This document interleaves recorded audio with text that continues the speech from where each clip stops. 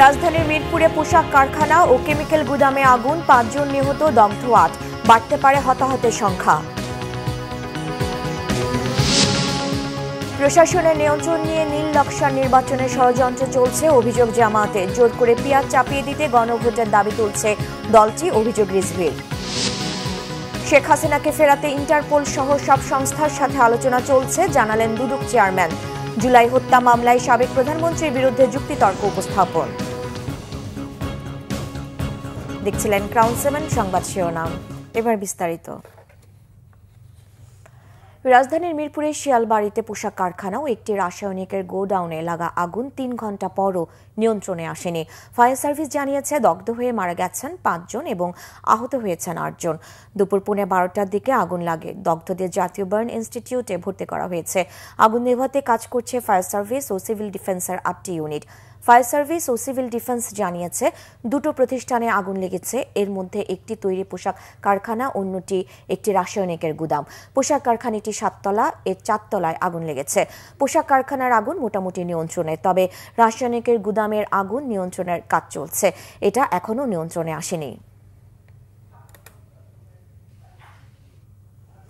Vote দিলে বেহেশতে যাওয়া যাবে এমন প্রচারণাকে জনগণের সঙ্গে প্রতারণা হিসেবে আখ্যা দিয়েছেন বিএনপি সিনিয়র যুগ্ম মহাসচিব রুহুল কবির রিজভী।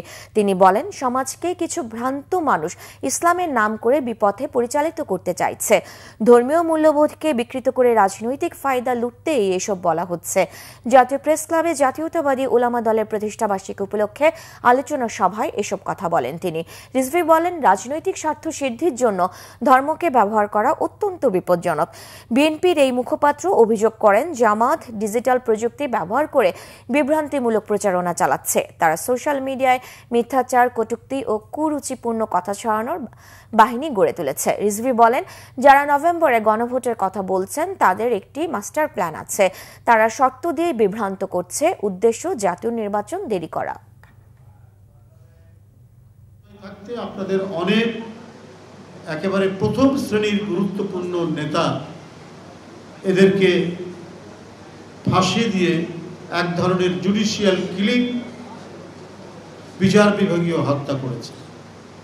এই হত্যা কাণ্ড, এই ফাঁসি যে অন্যায়, অবৈধ, এই বিষয়টি জামাতের নেতার মুখ থেকে আমরা পাইনি।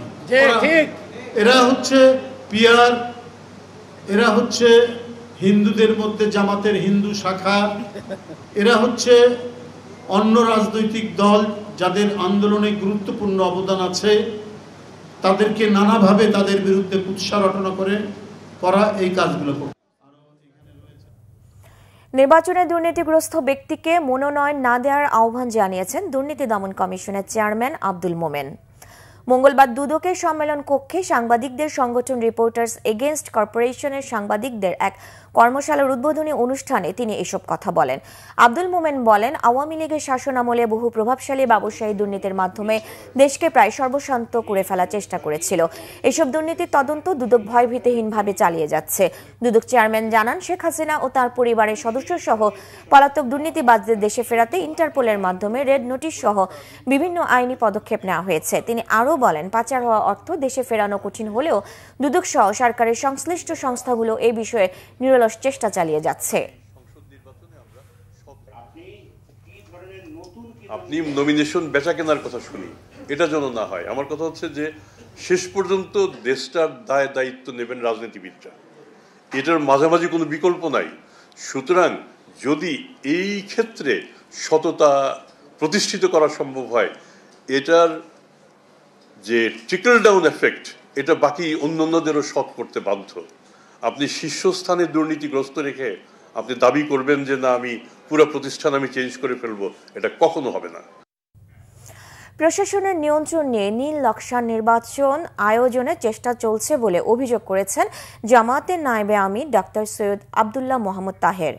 তিনি বলেন, পিআর পদ্ধতিতে নির্বাচন এবং জাতীয় নির্বাচনের আগে গণভোট আয়োজনের সিদ্ধান্ত না নিলে দাবি আদায়ে কঠোর আন্দোলন হবে। আর ইসলামী আন্দোলনের মুখপাত্র গাজী আতাউর রহমান বলেছেন, একটি দলকে ক্ষমতায় নিতে মেকানিজম করছে নির্বাচন কমিশন। জাতীয় নির্বাচনের আগে জুলাই সনদ নিয়ে গণভোটের আয়োজন এবং পিআর পদ্ধতি বাস্তবায়ন সহ 5 দফা দাবিতে ঢাকা মহানগরীতে 7টি রাজনৈতিক দলের মানববন্ধন হয়। এদিকে মতিঝিলের শাপলা চত্বরে মানববন্ধন করে ইসলামী আন্দোলন বাংলাদেশ। এ সময় দলটির নেতারা বলেন, ফ্যাসিস্টের দোসরদের দিয়ে সুষ্ঠু নির্বাচন সম্ভব নয়। জুলাই সনদের আইনি ভিত্তি না দিলে জুলাই অভ্যুত্থানে অংশ নেওয়া রাজনৈতিক দলগুলোকে সংকটে পড়তে হবে বলেও মনে করেন তারা। জুলাই আগস্ট হত্যাকাণ্ডে মানবতা বিরোধী অপরাধের মামলায় শেখ হাসিনা সহ 3 জনের বিরুদ্ধে তৃতীয় দিনে যুক্তিতর্ক উপস্থাপন শেষ হয়েছে। এর আগে রবিবার বিচারপতি গোলাম মুর্তুজা মজুমদারের নেতৃত্বাধীন ট্রাইব্যুনাল 1-এ মামলার যুক্তিতর্ক উপস্থাপন শুরু হয়।